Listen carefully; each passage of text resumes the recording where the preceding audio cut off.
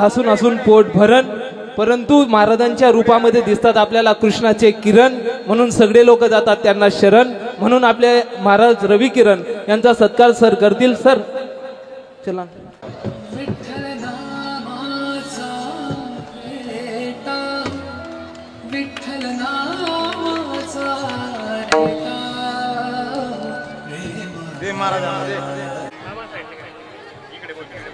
Sir sir sir लवकर कोणाला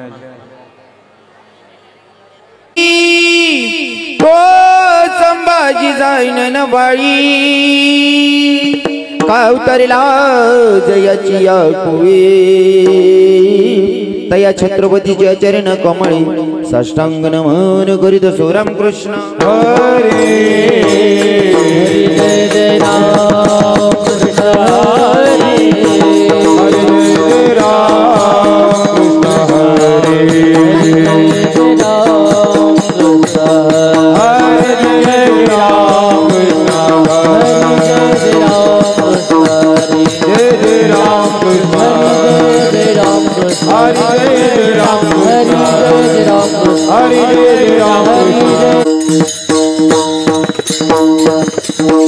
रूप पाहता लोचनी दुःख झाले हो साजनी.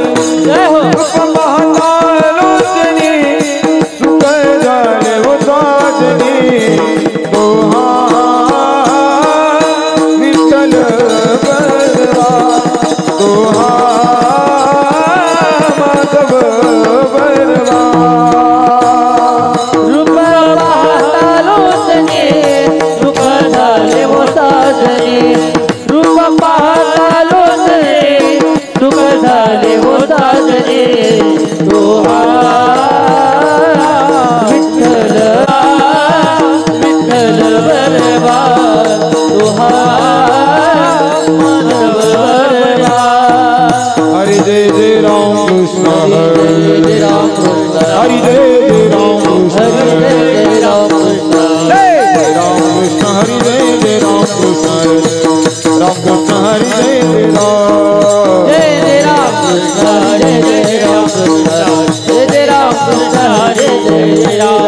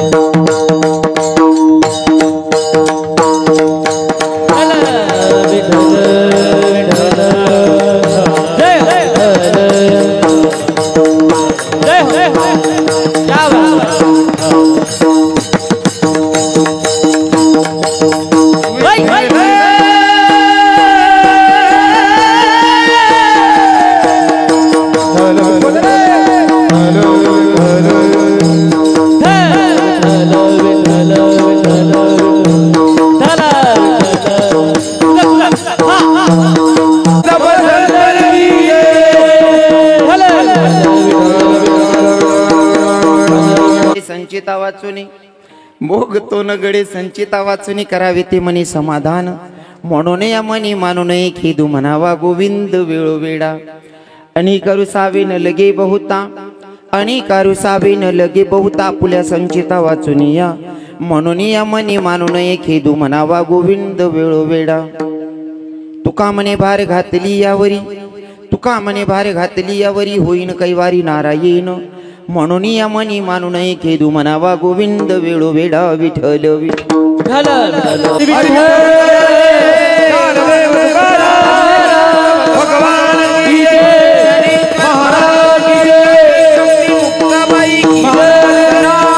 हिंदू धर्म की जय माता की जय मोठे बाबा की जय सिंह बाबा की जय कृष्णाजी माऊली की जय दामोदर बाबा की जय जनार्दन स्वामी महाराज की जय राधा राणी सरकार की जय सावले सरकार की जय बोले बाई सब संतन की जय वेडा अनेकारू सावे न लगे बहुता अनेकारू सावे न लगे बहुता फुल्या संचिता वाचनिया गोविंद वेळोवेळा तुका म्हणे भार घातली यावरी तुका म्हणे भार घातली यावरी होईन कैवारी नारायण म्हणून या मनी मानू नये खेदू म्हणावा गोविंद वेळोवेळा महायोग पिठे तटे भीमरत्यं परम पुंडलिकाय दातुन मनींद्रे समागत तिष्ठम तमानंद कंदम परब्रह्मलिंगम भजे पांडुरंग पांडुरंग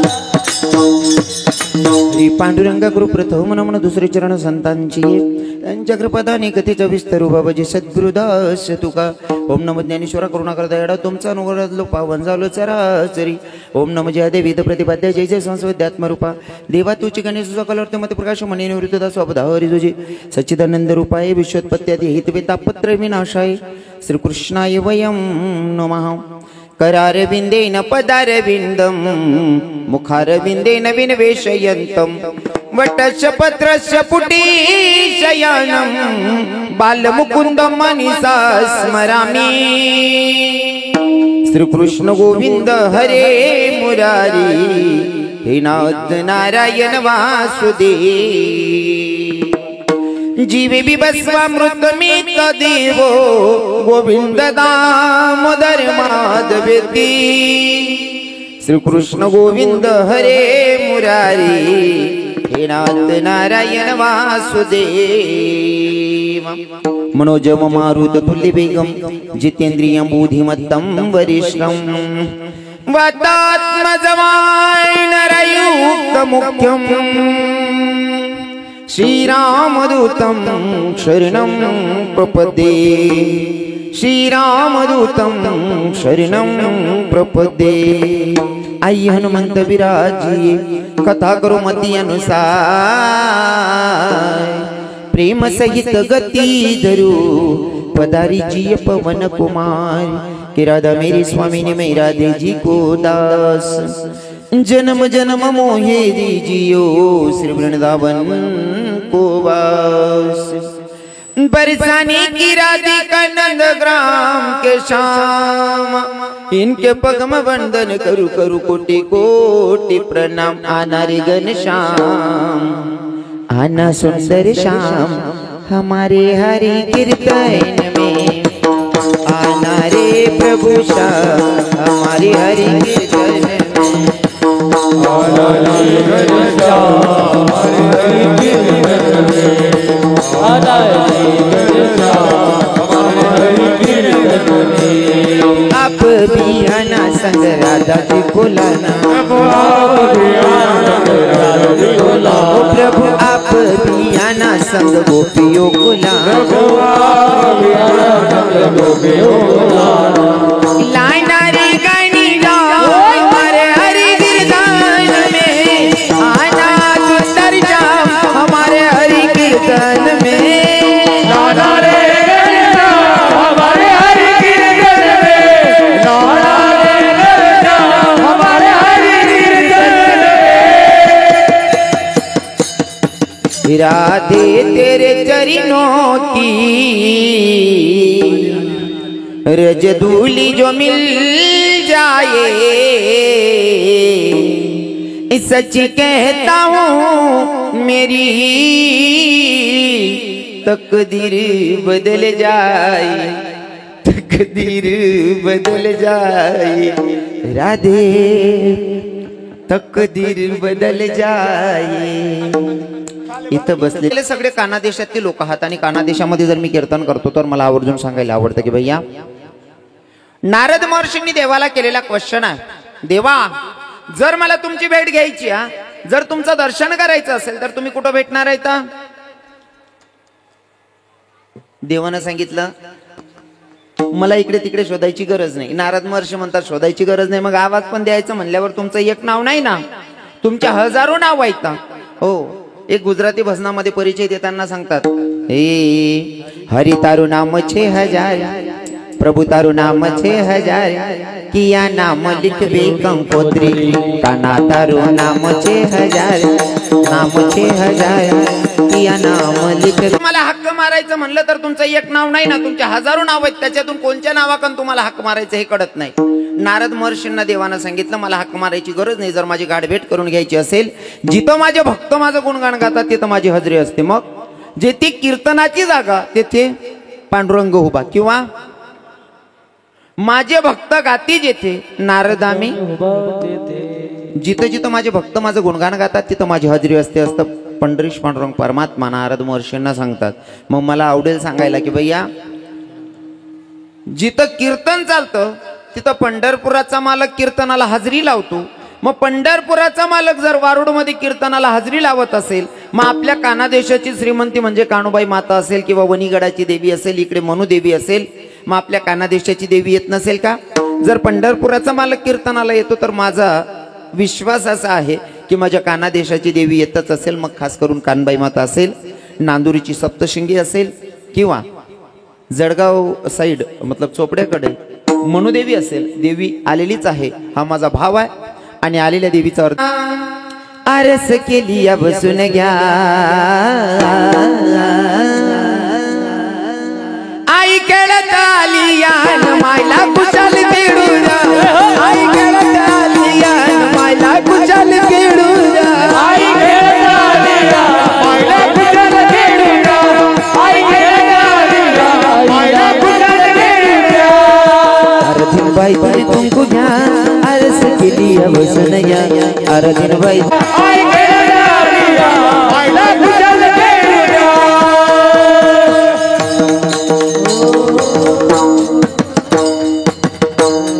हरी भोगतो नगडे संचिता वाचून करावे ते मनी समाधान म्हणून या मनी मानू नये खेदू म्हणावा गोविंद वेळोवेळा प्रस्तुत प्राप्तस्थळी प्राप्त प्रसंगी निवडलेला भंग जगद्गुरु जगद्वंदनी संत सम्राट देवमान्य संत वारकरी संप्रदायाच्या कडसस्थानी शोभणारे तुकोबराय महाराज आणि हो तुकोबराय महाराज यांचा 4 चरणाचा अभंग आज भगवंताच्या साधू संतांच्या आणि तुम्हा मातापित्यांच्या सेवेसाठी निवडला आहे विठ्ठल विठ्ठल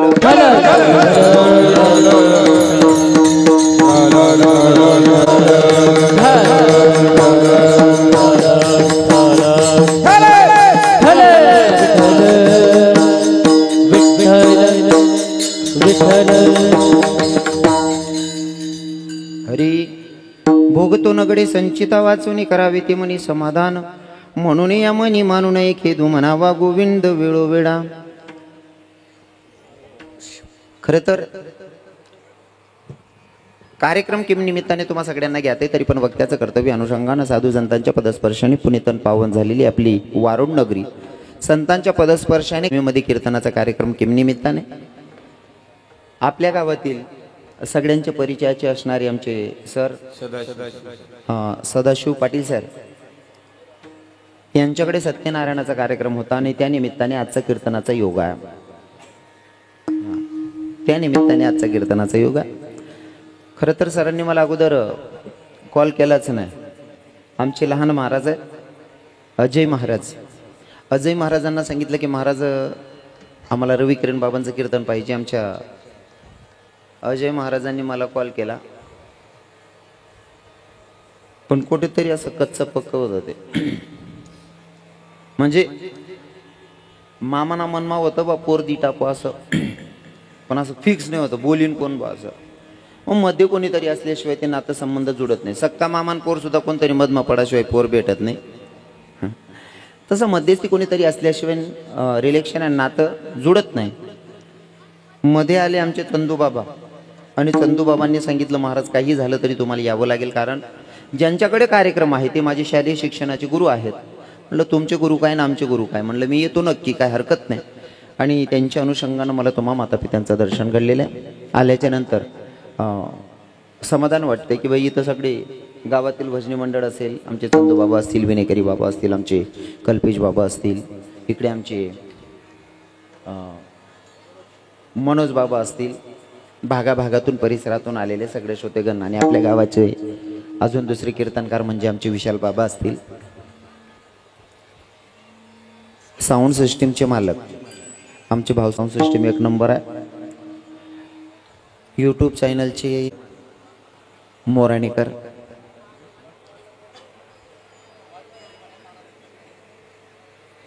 बोलू नका.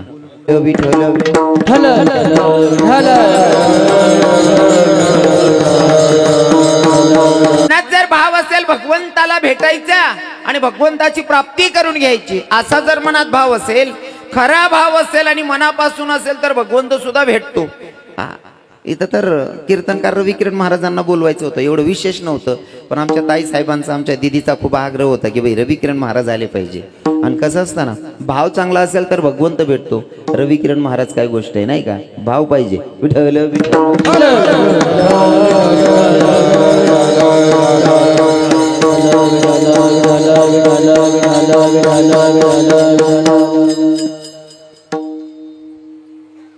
श्रावण महिन्याच्या निमित्ताने आजचं कीर्तन आहे. पहिले तर मला सगळ्यांना सांगायला आवडेल, श्रावण महिना म्हणजे इथं लिहिलेलंच आहे पवित्र, लिहिलेलं आहे पवित्र. मग पवित्र ते असतं ज्याला वाईटाने स्पर्श केलेला नाही, ते पवित्र नाही का. हा, ते पवित्र म्हणजे हा महिना पवित्र आहे. हा महिना पवित्र आहे म्हणून सर्वात जण हा महिना नियमनं पालन करतस. तुम्हाकडे करतस का? श्रावण मा बाकी जण चप्पल घालतात नाही, श्रावण मा मांस मच्छी खातत नाही. पवित्र महिना आहे मनीषे. 11 महिना ठीक आहे बा, मन सांगेल समजेल ना तुमले. ती पापडी का बो श्रावण चालू आहे हो, आणि 11 महिना वाढ रही, टाक रही, रसा टाक रही, बट टाक रही, खालते काढ रही. आणि 1 महिन्यामध्ये देवले फुसलायली शात का तुम्ही? 11 महिना पाप करेल विसरी घ्यात का?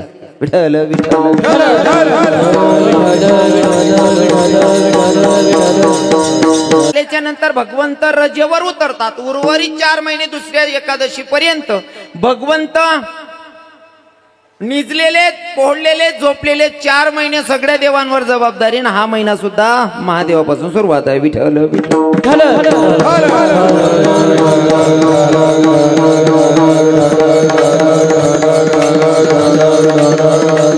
अजून महादेव ना, आज श्रावण महिना चालू आहे, 3रा सोमवार आहे. महादेववर पाणी टाकणार आडेव सर्वच होते. 100 मै 99% होते. बरोबर आहे ना? हा, तुम्ही थांबी जा. आता या बहिणीसले विचारस, मरी माय का पहिला मास किडा पाडायला लाग्या हो माय. यान सत्यानाश होई जाय दरीने आमनाच किडा पाडस हो, मरी जाय जो. खरं तर महादेवाच्या मंदिरावर जाऊ नका असं माझं दुमत नाहीये. गेलं पाहिजे. आपण हिंदू धर्मातले लोक आहोत. आणि मी तर ते प्रदीप मिश्रा महाराजले त्या गोष्टीच मानतो. बाकी ना काय का किडारा आहेत ना. हो, जन बच्च सर्व लोके, हो, महिला माता पुरुष मंडळी सर्व असले महादेव ना मंदिरवर जावायला लायती ना बिचारानी. त्याला धन्यता देव तेवढी थोडी त्या गोष्टीच मा. फक्त बहिणीच वन त्याला लिमिट ठेवत जा. हा, ते श्रावण चालू आहे ना. बाकी नाही बाया असं वावरमा चालता चालता गेले रस्ता तरी चालता चालता एक ताई ती दुसरी बाईली विचारा, ती का माय म्हणे आज काय महादेव ना मंदिर दिखण्यात नाही ताई तुम्ही सकाळी. हाया माय म्हणे मी कोरा महादेव दोई म्हणून पाय ठामा म्हणे. आईबीन कोरा महादेव दोई होणे, दुसरा दिनले आईबीन 2:30 वाजायला महादेव दोई होणे. आता माल सांगा, महादेव धुणं काही चुकीचं नाहीये, पण कमीत कमी देवले झोप होते द्या. तुम्ही का पुढे पुढे जेवणे करीन डायरेक्ट महादेव धो आलेत नंबर लावशात बहिणीवर राहत ना. हा, आणि ते पण महादेवाची सेवा करत असताना अंतकरणामध्ये भाव शुद्ध ठेवणं गरजेचं आहे. जसं की आता करणं महादेव जर सांगच होई, ऐ मला पान टाक दे ना, अंग आले ठाय का बटा कडे गर्दी होई जाय, पहिले महादेवराव मंदिरवर जाई येऊ द्या. उलट तो महादेव सांगे बहीण गरज राही, तू जर उन्हीत मन पार्वतीला बिगाडी जशी आटीने. पहिले घरनी सेवा, तदनंतर मंदिरमा सेवा, तर ती सेवा करीये. विठ्ठल तुकोबारा यांचा कोण तुकोबारा आहे? ज्यांची 65 लाखाची जहागीर लोकांना दान करावी ती तुकोबारा आहे. कोण तुकोबारा आहे? झाडूनी संसार बैसले अंगणी ती तुकोबारा आहे. कोण तुकोबारा आहे? संसाराच्या नावे घालून या शून्य ती तुकोबारा आहे. आणि ती तुकोबारा या अभंगातून तुम्हा आपल्या जीवांना समजवताय, भैया कर्म करत असताना सावधगिरीनं करा, नाही तर भोगावं लागतंय. सावली जशी साथ सोडत नाही तसं कर्म साथ सोडत नाही, म्हणून कर्म करत असताना सावधगिरीनं करायचे. तुम्ही जे पेरणार आहे तेच उगवणार आहे. हा, तुम्ही जर येड्या बाबूला उन्हात आंबा तोडायला घ्यात, आपली ठेवटी येईल का तडे? जे पेरणार आहे तेच उगवणार आहे. म्हणून कर्म करत असताना सावधगिरीनं करा, नाही तर भोगावं लागतंय. तुकोबारा यांचं मत आहे. आपलं घरचं काही सांगत नाही, लक्षपूर्वक ऐका. कर्म कसं भोगावं लागतंय? तुम्ही पेरणी करतात, आपल्याकडे गव्हाची पेरणी करतात. गव्हाची पेरणी करत असताना किती किलोची बॅग असते? बोलू नका. किती किलोची बॅग असते? 30 किलो 40 किलोची बॅग असते. ती बॅग तुम्ही मोटरसायकलवर ठेवून पण शेतापर्यंत पोहोचवतात. पेरणी करत असताना 20 किलो 30 किलोची पेरणी करतात, पण जेव्हा काढतात गहू तो मोटरसायकलवरच वाईल येतच का? पेरणी करत असताना मोटरसायकलवर ठेवून घेऊन गेले, फक्त 30-40 किलोची बॅग होती म्हणून, पण तिकडनं आणताना तुम्ही क्विंटलने आणतात. मग मला सांगायला आवडतं, जर पेरणी करत असताना किलोने करतो, आणताना आपण क्विंटलने आणतो, तसं कर्म सुद्धा आहे. करत असताना सावधगिरीनं करा कोणतंही कर्म, नाहीतर 4 पटीनं भोगावं लागतं. त्याचं अजून उदाहरण देईल. हो, ऐका. दर्याखोऱ्यांमध्ये उभे राहिल्याच्या नंतर आवाज द्या. दर्याखोऱ्यांमध्ये उभे राहिल्याच्या नंतर आवाज द्या राम, तर दर्याखोऱ्या तुम्हाला 4 वेळेस रिप्लाय देतात, राम राम राम राम राम. जर तुम्ही तिथं उभा राहून आवाज दिला दर्याखोऱ्यांमध्ये राधे राधे, हा, तर दर्याखोऱ्या तुम्हाला 3 वेळेस रिप्लाय देतात, राधे राधे राधे. एकचदा बोलले पण 3 वेळेस रिप्लाय येतोय. तसंच कर्म सुद्धा आहे. तुम्ही राधे राधे म्हणलात तर तुम्हाला दर्याखोऱ्या 3 वेळेस राधे राधे म्हणतात. तुम्ही दर्याखोऱ्यांमध्ये राम म्हणलात तर दर्याखोऱ्या 2-3 वेळेस तुम्हाला राम राम म्हणतात. पण त्याच दर्याखोऱ्यात महाराजनी तुम्ही जर म्हणनीच, मग दर्याखोऱ्या काय म्हणतात? एरिया म्हणत चिड म्हणा दादा म्हणा असं म्हणस का? तुम्ही जे म्हणणार आहे तेच रिप्लाय ऐकायला भेटतं. म्हणून कर्म करत असताना सावधगिरीनं करा. साधकांचा तुकोबारायांना प्रश्न आहे, तुकोबाराय तुम्ही म्हणता त्या गोष्टीवर आम्ही विश्वास तसा करायचा. जर विश्वास बसवावा लागत असेल तर तुम्हाला काहीतरी एक्झाम्पल सांगावं लागेल, उदाहरण सांगावं लागेल. माझे तुकोबाराय काय उदाहरण देतील? आपण तुकोबारायांची पायाची धुरे बनू शकत नाही, पण मी आता उगा प्रयत्न करणार आहे. लक्षपूर्वक ऐका. एका कसायाच्या हातून गाय सुटलेली आहे. कसायाच्या हाती गाय सुटलेली. गाय सैरा वैरा धावत्या, गाय तिचा जीव वाचवत्या आणि कसाई गायच्या मागे धावत होता. गाय तिचा जीव वाचवण्यासाठी जोरात पडत होती. गंगेच्या काठीनं गाय पडत होती. तिथं एक ब्राह्मण स्नान करत होता. स्नान करणाऱ्या ब्राह्मणाकडे कसाई दादानं बघितलं आणि कसाई दादाला वाटलं की आता गाय माझ्या हाती लागणार नाही, मग आता आपण कोणाचा तरी सहारा घ्यावा. ब्राह्मण दादा स्नान करतात. ब्राह्मण दादांना आवाज दिला, ब्राह्मण दादा होत नाही, तेवढी गाय धरून द्या. तेवढी गाय धरून द्या म्हणल्याच्या नंतर ब्राह्मण दादा गंगेवर स्नान करत होते. स्नान करता करता उठले आणि गायच्या समोर जाऊन 2 हात आडवे केले. 2 हात आडवे केले. गाय जागीच थांबली. थांबल्याच्या नंतर कसाई दादाने यावं गायला धरावं. काय केलं असं खूप काय सांगायची गरज नाही. तुम्ही बसलेले श्रोतेगण, मायबाप माझ्यापेक्षा ज्ञानामानाने मोठे आहात, तुम्हाला माझ्यापेक्षा जास्त अनुभव आहे. कसायानं गाय धरली असन, कापली असन आणि खाल्ली असन, नाही का? चला पुढे. एक वारकरी वारी करीत होता. वारी करीत असताना एका गावी मुक्कामाला थांबला. थांबल्याच्या नंतर एका तरुण स्त्रीनं बघावं आणि बघितल्याच्या नंतर वारकरी बाबाला म्हणले, वारकरी बाबा पुन्हा का चाललात? म्हणले काय नाही बेटा, पंढरपुराला जातोय. बाबा तुम्ही पंढरपुराला चाललात? म्हणले हो बाई.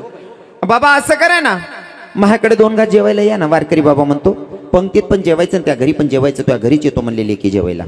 वारकरी बाबाला घरी नेलं जेवायला, जेवण वगैरे झालं, वारकरी बाबा घरातून काढता पाय घेत आहेत. तोपर्यंत त्या बाईनं सांगितलं, बाबा कुठे चाललात? म्हणले काय नाही की मंदिरावर झोपाया चाललो. बाबा तुम्ही मंदिरावर झोपणार आहात? म्हणले हो बाई. बाबा असं करा ना, घरामध्ये आम्ही दोनच नवरा आणि बायको आहे, म्हणले इथं झोपा ना. वारकरी बाबा म्हणतो मंदिरावर झोपायचं, त्या घरी पण झोपायचं, त्या घरीच झोपतो म्हणलेली की. वारकरी बाबाला पुढच्या रूम मध्ये बेड टाकलेला, दोघं नवरा बायको आतल्या रूम मध्ये झोपलेल्या. इथं आईन मध्येन रात्र बाईच्या मनामध्ये कामवासना निर्माण झाली. आईन मध्येन रात्र बाईच्या मनामध्ये कामवासना निर्माण झाली. बाई उठली, वारकरी बाबाच्याकडे आली. वारकरी बाबाला म्हणते, वारकरी बाबा माझी इच्छा पूर्ण करा. पहिले तर मला सगळ्यांना विनंती करून सांगायला आवडेल, हा जो दृष्टांत आहे हा संतांचा आहे, अजिबात फेक सांगत नाहीये. आणि दुसरी गोष्ट, याच्यातून कोणी वाईट काढायचं नाही. हो, जे चांगलं आहे ते घेण्याचा प्रयत्न करायचा आहे. कसं असतं, काही काही लोकांना सवय असते चांगल्यातून वाईट काढायची, आणि काही काही लोक वाईटमधनं सुद्धा चांगलं काढतात. बघायची चांगली आहे. जर नजर चांगली असेल तर किचडमध्ये कमळ दिसतं, आणि नजरेत जर दोष असेल तर चंद्रात पण दाग दिसतो, नाही का? बघायचं आपल्याला काय बघायचं ते. लक्षपूर्वक आहे का? ऐन मध्येन रात्र बाई जवळ गेली आणि वारकरी बाबाला म्हणते, वारकरी बाबा माझी इच्छा पूर्ण करा. वारकरी बाबा म्हणतो, असले घाणेरडी काम आम्ही करतच नाही बाई. बाई म्हणते, वारकरी बाबा माझी इच्छा पूर्ण करावी लागते. वारकरी बाबा म्हणले, काय बाई आहेस? अगं तुम्हाला जेवायला घरी आणलंस तेव्हा वाटत होतं बाई काय संस्कारी या. तुम्हाला झोपायला जागा दिली तोवर वाटत होतं बाई काय परमार्थी का. पण तुझ्या मनामध्ये असले घाणेरडी विचार आहेत म्हणले. वारकरी बाबा म्हणतो, असली घाणेरडी कामं करत नाही. बाई म्हणते, ज्ञानाच्या गोष्टी सांगू नका वारकरी बाबा, माझी इच्छा पूर्ण करा. वारकरी अजिबात ऐकत नाही. वारकरी बाबाचं लक्ष घरात गेलं. नवरा झोपलेला नवरा बघितला आणि वारकरी बाबांना बोलायला सुरुवात केली, काय बाई आहेस? तुझा नवरा घरात झोपला असल्यावर तुझ्या मनामध्ये असले विचार आलीच कस काय? बाई म्हणते, वारकरी बाबा तुम्हाला माझा नवरा दिसतोय वय. बाईनं काढली कुराड काढली, नवऱ्याची खांड केली, झोपेतच नवऱ्याला ठार केलं. आता म्हणते, वारकरी बाबा माझी इच्छा पूर्ण करा ना. वारकरी म्हणतो, बाई आम्हाला संतांची शिकवण आहे, आणि खरं तर सगळ्या वारकऱ्यांना तुकोबरायांची शिकवण आहे. जाई व तू माते न करी सहाय्या सामी विष्णुदास. आम्हाला तुकोबरायांची शिकवण आहे. परश्री आमच्यासाठी आमची माय आमची बहीण असते. हो, परश्री आमच्यासाठी आमची माय आमची बहीण असते, ही तुकोबरायांची शिकवण आहे.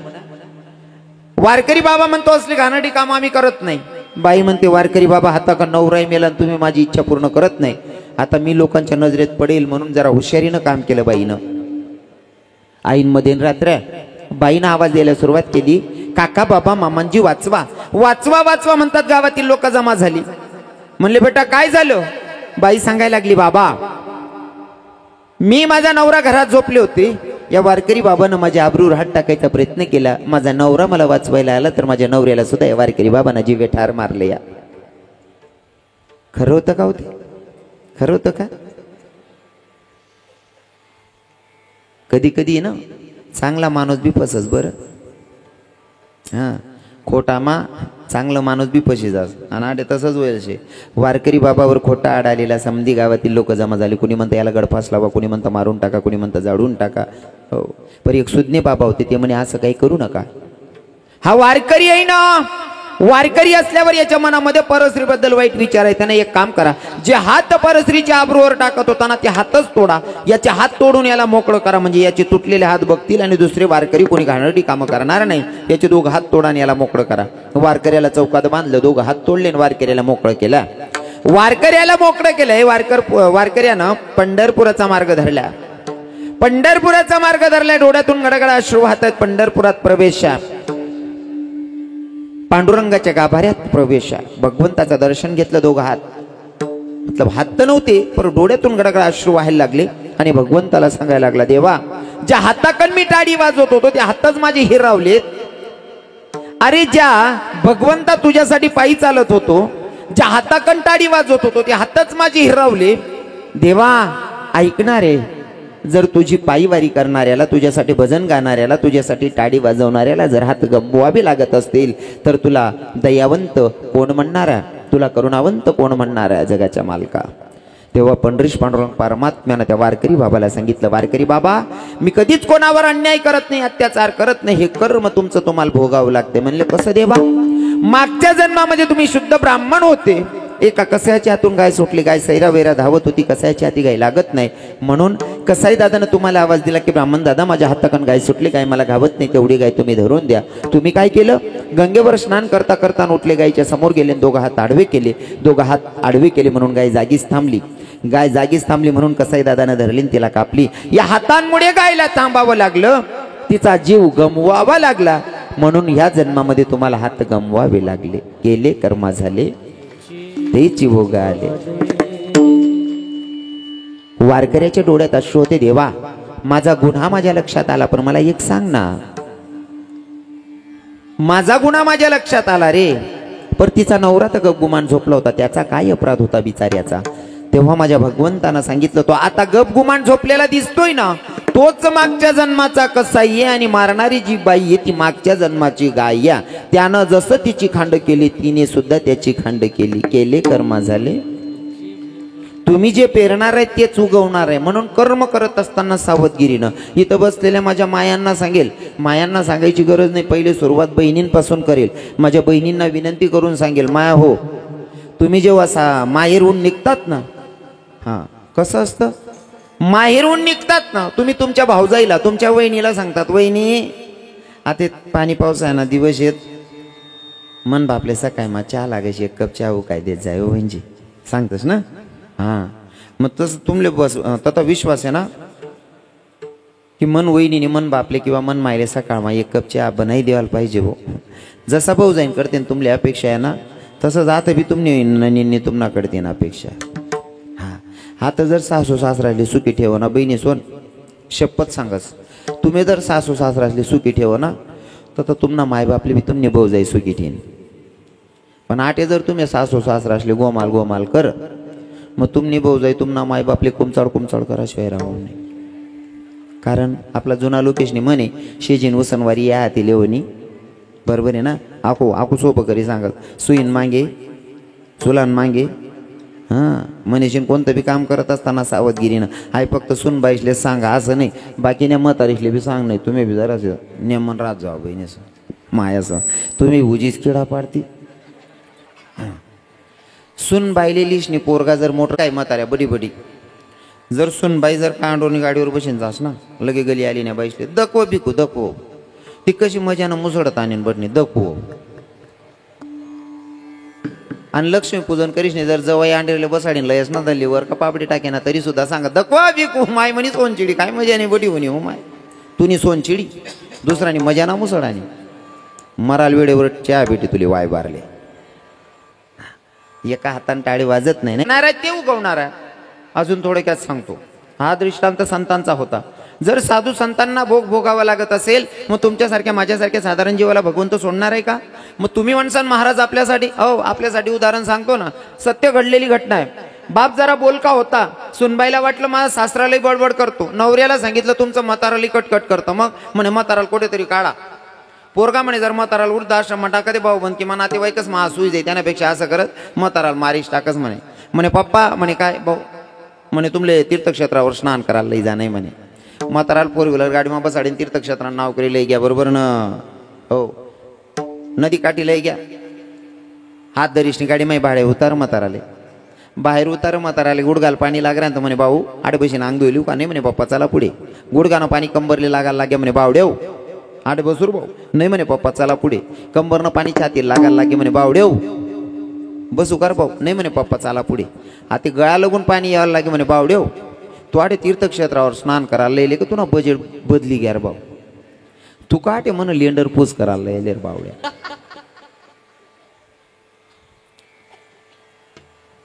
बावड्या तुला बजेट मला समजी घ्या, तू मला आटे मारायलाच लयेल, पण एक काम कर म्हणे काय पप्पा तू जागा बदलाई टाक.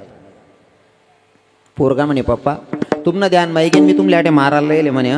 मग मरण आटे पणशे आणि जागा बदलायच नाही ते मरणाचे, कारण मी तुमले मारायला येईल कोठे बी ते मारसूत म्हणे. हा पण तू जागा बदलाव बावड्या म्हणे भाऊ जागा बदलाव म्हणे पप्पा तुम्हाला ध्यान माहिती मी मारायला येईल आटे बी मरण जागा बदलायच नाही बी मरणजे, मला बड समजी राहणार बावड्या, पण तू जागा बदलाव म्हणे पप्पा.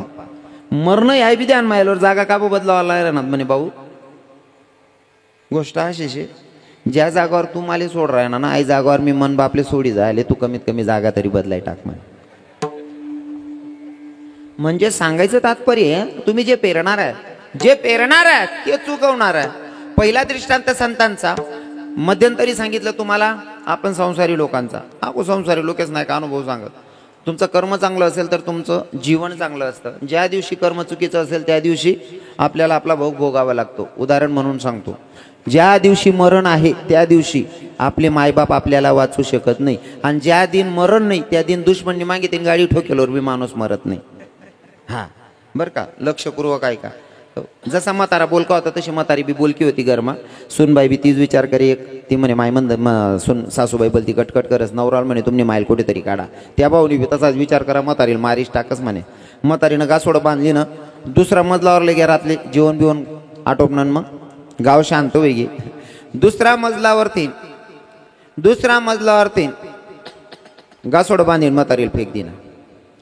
पाय ठामा म्हातारी पोऱ्याना दरवाजा ठोके म्हणे बावड्या दरवाजा उघाड रे भाऊ.